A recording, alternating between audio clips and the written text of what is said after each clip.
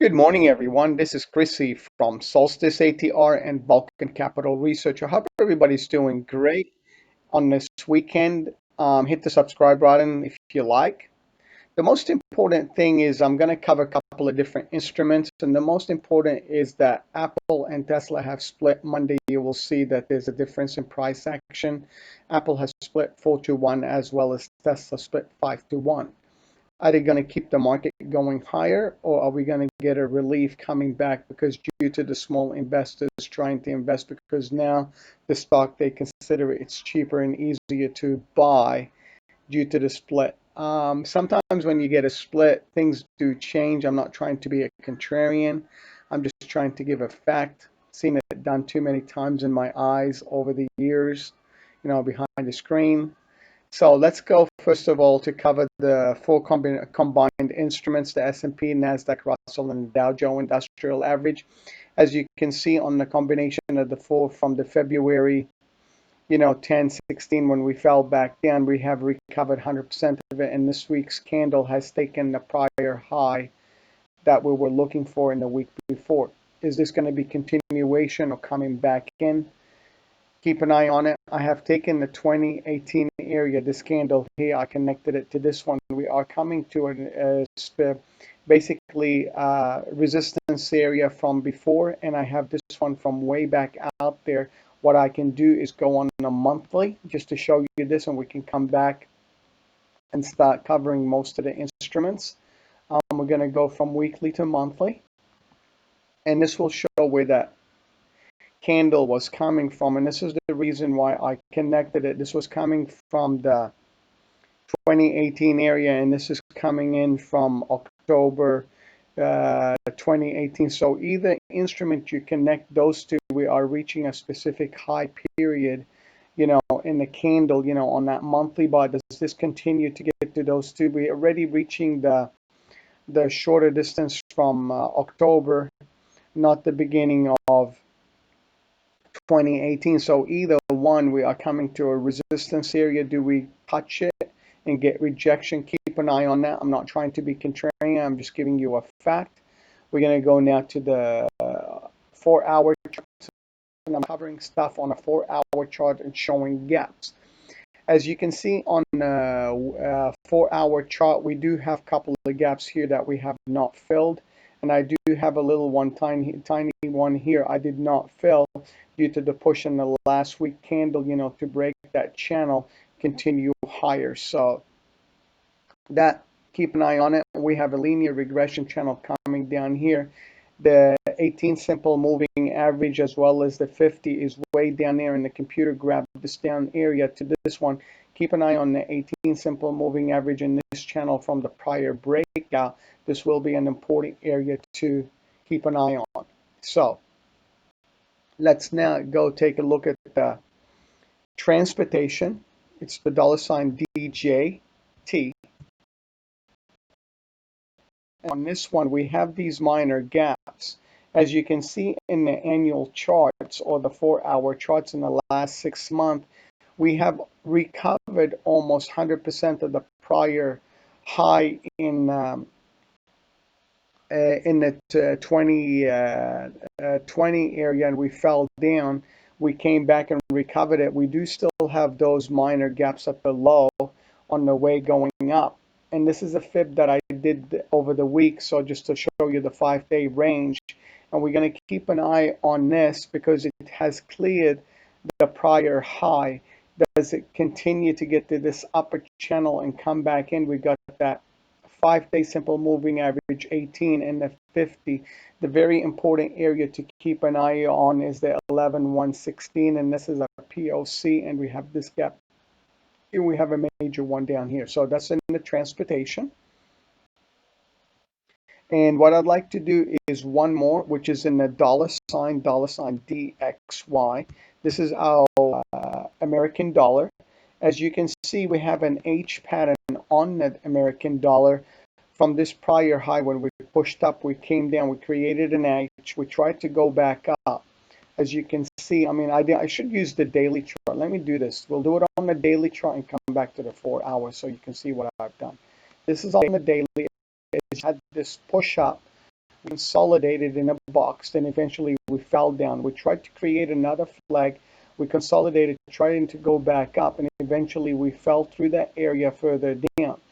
In order for this to continue lower, this is one thing that most people are not looking at, because due to the Aussie dollar, Japanese dollar, the British pound, the European dollar, as well as the New Zealand dollar, the Canadian dollar.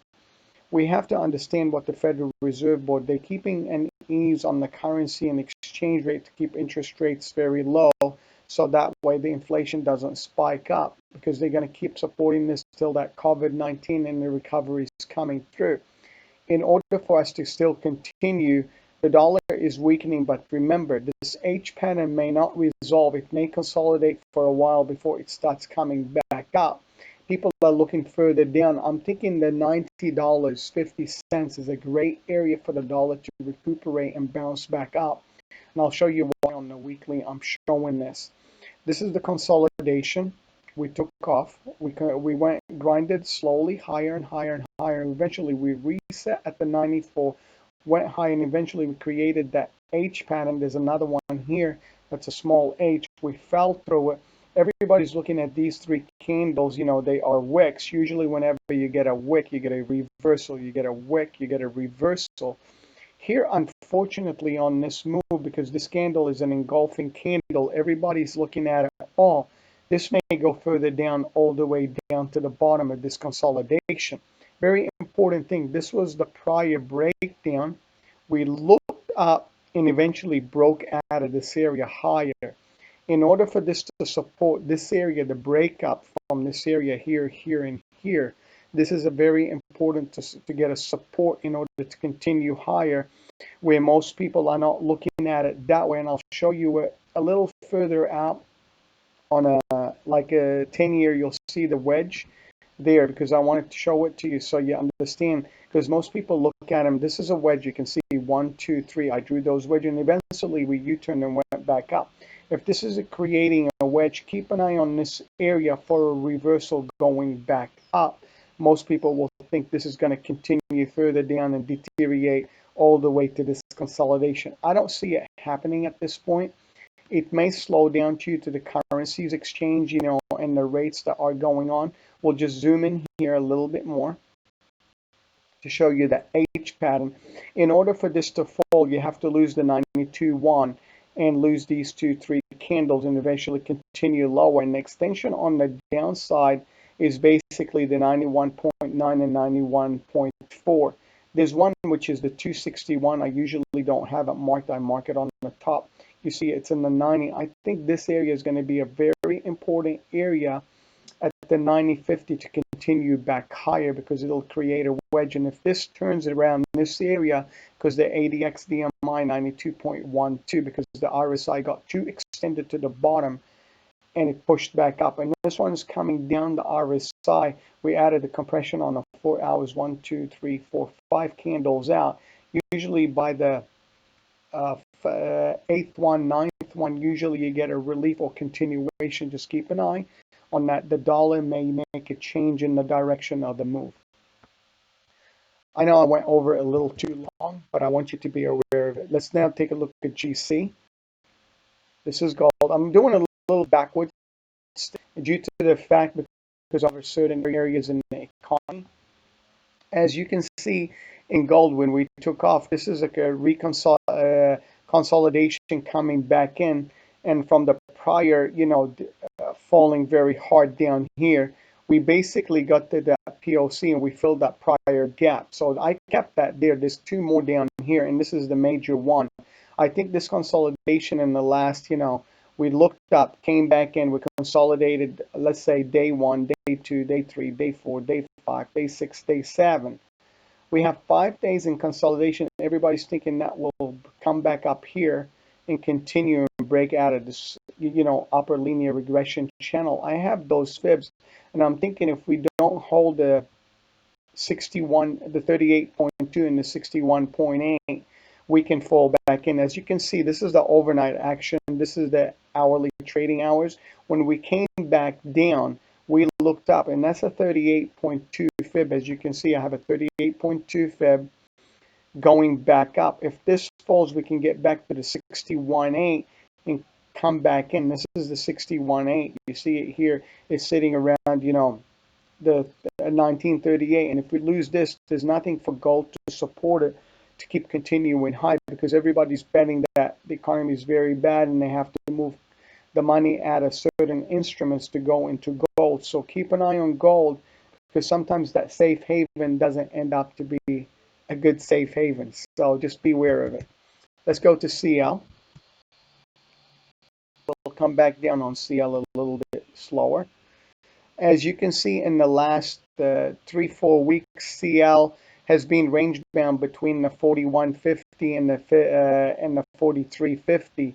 Eventually, we're trying to look above the 43.50 area. We looked twice. We came down, and we're coming back to it. And on Friday, we didn't make it there. We fell right in the middle of that prior breakout range of the 61.8. What I did, I took the 0 to 100, and I'm keeping an eye on that 38.2 fib in order to support it. If this time it doesn't, it falls in. And if it clears that 43.50, the other side of the range would be the 44.40 area all the way to 44.50, 70 cents area. That would be the opposite side of the prior range down here. So let's just go back, and instead of having it on, zoomed down, I'll put it back on auto so you can see the range. It's being range bound between 43, once again, 50 and 41.50. Keep an eye on this. It doesn't fall below that area, or it breaks up of the 43.50 to continue back to the upper range of the 44.50 to 44.70. So that's in crude oil. Let's take a look at the RTY. Small cap, I did this in the last 5 days. It's been ranging a prior June high. If you notice, it grinded it down. It's looking side range action. And in order for small cap to continue higher, it has to hold that linear regression channel. Don't fall through it, because if it falls back through that breakout, which is around the 1550 area, be careful of it, because it can come back down to the 200 SMA, this prior gap, and the second one down here. In order for the Russell to continue higher, which is the canary in the coal mine, it's been range bound for a couple of weeks. It has to clear the prior high from basically the August 11th area in order to continue higher. Let's take a look at the Dow YM. YM eventually came as consolidation. As you can see, we were consolidating for 2 weeks, and eventually that consolidation in this area, in the last 5 days, we have broken up and continued higher. Remember, the Dow had moved a couple of different components out of it, and they added a couple of different examples. They took out Exxon, they took out Pfizer, and they added Amgen, and they added it has Apple in it. So what happened is basically it continued to move higher here on this consolidation and breakout in order for it to stay stronger in Amgen. So you can see here how it moved back up. 1, 2, 3 consolidated, and eventually it broke up. In order to continue, keep an eye on that 0 line for continuation. If it loses the 18 and the 50, keep an eye on that prior breakout. It can come back all the way back down to this area and fill those 2 gaps down here. So that's the Dow Jones Industrial Average. Let's take a look at the NASDAQ NQ. NQ in a similar situation in the last 7-8 days. The NASDAQ has been basically grinding higher and higher and higher due to the fact, because of the NASDAQ 100 holding in those 7-8 instruments. You can probably name them, which is Apple, Amazon, Facebook, Google, Netflix, Tesla, PayPal, Shopify, Lulu. I mean, I just don't want to go down that road, because there's only 10 to 12, 13 instruments that are keeping the market very elevated or higher, while the S&P overweight for Fortune 500 or the NASDAQ 100 are not doing the same strength as the other tools, because due to the fact Tesla and Apple again split. I think keep an eye on the Nasdaq because it's away from the 50 and the 116 on a 4 hour. And if it does lose this area, be careful of the 11.9. Eventually, it can come back down to the 11,000 nice and easily and fill that prior gap here and this prior 1 week consolidation before the grinding continued higher in the last 5 days. Then we had a side action 5 days, and the other prior days 5 days action. We eventually broke out of this one the week before, and we continued higher. So that's the Nasdaq. Let's take a look at the ES. As you can see here in the ES, I have put the same thing here in the last 5 days. This is the gap, professional gap from basically Friday, Monday area. We continued higher. The gray area is the overnight action. The trading hours are the black areas, and this is a 4 hour chart. As you can see, I anchored the low to the high in the Fibonacci. We have a 50% Fib. The 38.2 to 34.65 is very important area that we do not lose, and the 34.50 in case we lose that, the 34.13, then we can come back all the way to 34.25 and eventually fill that gap at the 3400. So make sure you trade what you see, not what you think. I've anchored these, and I usually have the extensions to the upside, extensions to the downside. On the way back down, your 38 has to hold the 50 and the 61 in order to continue higher. And if we fall through that 80 area in this prior 82, 34, 82, 83, 50, 82 area, look for the backside of the 38, then the 50 and the 61, the 50, the 61 on my machine all the way back down to the, I don't want to sound that bearish because you had a linear regression channel up here that yellowed those two lines and we eventually broke out. I can zoom down to show you how they look like a little bit more. You can see that linear regression channel where continuation where we broke up and we continued higher. On one note, this was a consolidation for 2 weeks, then we grinded higher. We consolidated for 2 weeks and grinded higher. And most of the times whenever we gapped up, we broke up higher because due to the weekend and the strength in the market, most of those gaps have been done over the weekend. And if people were not in the trade, basically they missed out and they have to chase. And the people who were short getting caught being short, and they have to sell at market. And this is what drives the market further higher and due to the economy recovery. So understand that things do change according to the trend. Trade what you see, not what you think. And you always say that and protect your principle. Let's go take a look at Apple on the split. I'll do Bitcoin after Apple and Tesla. As you can see, it consolidated for a couple of weeks. This is the earning and the dividend, and it took off. This was your dividend payout.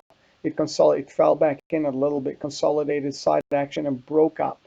Now it's in a symmetrical triangle. There's only one thing that can happen to Apple here, and I will show you what it is. I mean, I don't have the gaps there. I just left them alone. As you can see, I anchored the low and high for the week in the last 5 days. In order for Apple to continue, and if they're going to buy it out due to the fact it's cheaper than, buying a $500 stock, buying it at $129, $125, people think it's cheaper, we can afford it, we'll buy it. And if they drag it higher, they drag it higher. If it falls through this wedge, you got the 50 simple moving average and the prior consolidation at 114, and eventually down here, the prior gap on the push at the $99.92. This will be basically a better range area way to buy because this was the 4-to-1 split here. You can see it, 4-to-1 split on 8:31 Central Standard Time. That's Apple. Let's take a look at Tesla, and I'll go to Bitcoin. I'm doing today a little bit different range. As you can see in the Tesla in the prior breakout and breakdown, when it order continued higher, we hit the prior cloud, which is an advanced decline line. This is a gap here. I left it in Tesla. We pushed up, we consolidated, came back. We went 3-4 weeks side action, and eventually we broke up, and this is another gap. That 428, 429, we already have reached it and broke up. On Friday, the strength in Tesla, it sold off. Is it because they're trying to get some of their inventory out of position due to the fact it overshot its targets? Possibility. The most important thing is to keep an eye on this area, the 428, 430 area, all the way to the 396 because or the 385. If you lose this area, there's nothing to support it till the backside of this channel down here in the 61.8 from the prior breakout in this range where you broke out of. So you got this breakout, you got this consolidation. This was the prior breakout. So I'm thinking really Tesla deserves to be down in this area and further down. And this is the 5-to-1 split on Tesla. Remember, I'm not trying to be contrarian and tell you it's short Tesla. All I'm telling you is to trade the instrument in the direction of the moves. Because if this comes into the 18 or this channel and bounces off, great, trade it. It's just a technical trade. Trade the channels, trade the retracements of Fibonacci's, and trade what you see, not what you think. And if you can see in the last 5 days, this is 1, 2, 3, 4, 5.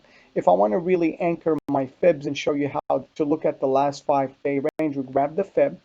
This is the last day of the last 5 days. You grab that 83, 85, 50 to this high, and you anchor it, and you can see where the 38, oops, come on, where the 38.2 fib is at 433, and the 50 is 424, and the 61.8 is the 415. In order for it to continue, it has to hold the 61 to get a nice bounce, or the 50% fib, which is, or the 38, because this is your 18 SMA, this is your 50, and this is the channel. This is a very important area for Tesla to hold in order to continue higher. If it falls through and loses the 61.8, that 50 SMA is not going to hold it. It's going to come back 100% to the prior breakout and the one from before here in order to continue higher. And if I do the, the last 10 days range, this is 5, 1, 2, 3, 4, 5. You draw it from this breakout or you draw it from here to here, and you can see that the machine put the 38.2 at 390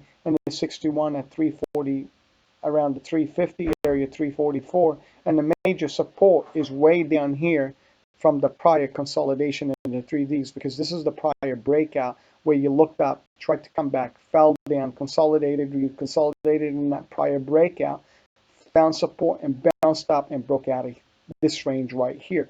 In order for Tesla to continue, it better not lose the 360 area or the 358. This is a very important area for you guys to understand.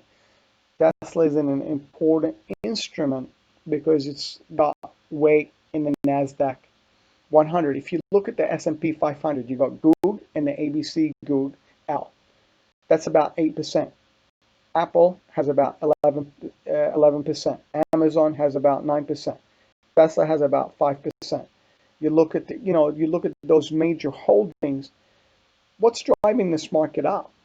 Those instruments. Take them out of the picture, everything's gone. I mean, the big boys are surviving. The little guys are stuck home doing nothing until there's a recovery in the economy and the little mom-pop shops are opening back up. And the average guy is going back out and spending money. If the small guy doesn't spend money, they're sitting home. Economy is not going to be great over time. But remember, we have recovered from February, March 23rd, 26th, all the way 100% of the move in the S&P 500. Don't get me wrong. We are bullish still until the trend changes, okay? Let's take a look at Bitcoin, BTC. And BTC on the prior, oops, where is it? We had that breakout. That was a nice professional gap. Continued, grinded in that linear regression channel. We looked up at the 12.5. I anchored my prior fib from here to here in the last, because that was the last, 10-day anchoring. We went up, looked at it. We came back, retested the 11,150. Everybody's thinking this may be a pump up, but you can see there's a down channel down here that we barely broke out of. So if I anchor this correctly, we're going to keep an eye on this in order to hold it. If Tesla doesn't, Bitcoin does not hold this channel, we're going to go get a channel. Remember, we broke out of it, and I was watching it on Friday get a little breakout. Everybody's, started on Twitter and everywhere else. Oh, let's bump it higher. Let's go, let's go. Okay, I'm going to anchor it for this one. I'm not going to even get the other ones. So my first channel would be this one here in the 18 SMA to hold. The second channel would be this high here and these anchoring here, because you can see those anchoring are basically there's more than 3 points. This is my major line for Bitcoin to hold, the 1190. If in order for it to hold, because it retested that 1115 area, 1125 and U-turn, this is like an H pattern, didn't fail, and we U-turned and continued higher, but have not been able to take out the 61.8. If you draw the zero line to the high, which is here, this becomes 61.8 and this becomes 38.2. It's inversely. The first target would be the 38.2. If that 38.2 does not hold and cannot break, this becomes resistance and falls back in, because usually your 61 becomes 38. 50 stays 50, and the 61 would be the upper target. As you can see, my machine did it backwards for you here. So the most important thing is to understand, if we cannot clear the 38, this can come back down. So I'm a technical trader, not a fundamentalist or an analyst. I'm a trader by heart. I trade short-term and swing trade long-term retirement accounts. So the cash accounts are usually on a shorter basis. They can be a day holding, they can be 2 week holding, or just 3 days holding. It depends on the time frame. And during trading hours, I get in and get out of positions faster because I'm looking at a shorter timetables. Let's say from 1,000 tick all the way to 5 minute, 15 minute, 30 minute, an hourly, and a 4 hour. So remember, we trade what's in front of us, not what we think. That's very important and psychological thing to learn, and price action is important in volume profile and understanding how to do the retracements of those fibs. So let's go back to the ES, and I'll kind of keep it short because today I went a little bit more details over certain instruments. Okay. Remember, the 39, 97, 50 was the annual high in February. We eventually broke that Fibonacci right here. So what I did, since we broke out over the week from the last week consolidation 2 week range, we had that little bump, came back in, we consolidated, then we took off. In this last week's action, if we just look at it as an overall action, it's very important to keep an eye on the technicals in the overall market for the breadth, the banks, the ticks, the VIX in the market in order to continue higher. This is a very important cap. If this gap fails, watch out of it. And there's 38.2 in your 50 fib. As you can see, the machine anchored the top and the low in the last basically 7-8 days. 1, 2, 3, 4, 5, 6, 7, 8 days. The bottom of this candle to the high. So my 38.2, that 34.40 area, 45 area is very important area in order to stay in this consolidation, or eventually will fill the gap and fall further down. So trade what you see, not what you think. I hope this was helpful. I look forward to seeing you at Solstice or Vulcan Capital on Discord. Take care. Over and out.